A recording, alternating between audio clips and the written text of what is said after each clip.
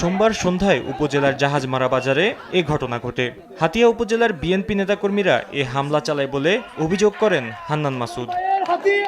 পরে রাতে ফেসবুকে এক পোস্টে দাবি করা হয়, হামলায় হান্নান মাসুদ সহ 50-এর অধিক নেতাকর্মী আহত হয়। এদিকে অভিযোগের বিষয়ে স্থানীয় বিএনপি নেতারা জানান, তাদের একটি মিছিল এনসিপির পথসভার সামনে পড়ে। দুদলের মুখোমুখি অবস্থানে সামান্য উত্তেজনা দেখা দিলেও কোনো অপ্রীতিকর ঘটনা ঘটেনি। হাতিয়ায় হামলার প্রতিবাদে রাজধানীর বাংলা মোটরে এনসিপির কেন্দ্রীয় কার্যালয় থেকে বিক্ষোভ মিছিল করেন দলটির নেতাকর্মীরা। এ সময় তারা বলেন, হান্নান মাসুদকে হামলার মাধ্যমে জুলাইয়ের চেতনায় আঘাত করা হয়েছে। এছাড়া 24 ঘন্টার মধ্যে হামলাকারীদের গ্রেপ্তার না করলে কঠোর কর্মসূচির হুঁশিয়ারি দেন নেতাকর্মীরা। আব্দুল হান্নান মাসুদকে যারা রক্তাক্ত করেছে তাদেরকে 24 ঘন্টার মধ্যে গ্রেফতার করতে হবে।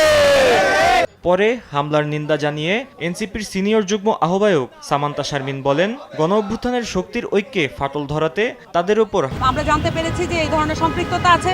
যদি এই ধরনের কোনো রাজনৈতিক সম্পৃক্ততা থাকে তাহলে সেটা খুঁজে বের করা হোক এবং সেটা উন্মুক্ত করা হোক। আইনি প্রক্রিয়ায় হামলাকারীদের শাস্তি নিশ্চিত করতে হবে বলেও মন্তব্য করেন সামান্তা শারমিন। এটা ফৌজদারি অপরাধের মধ্যে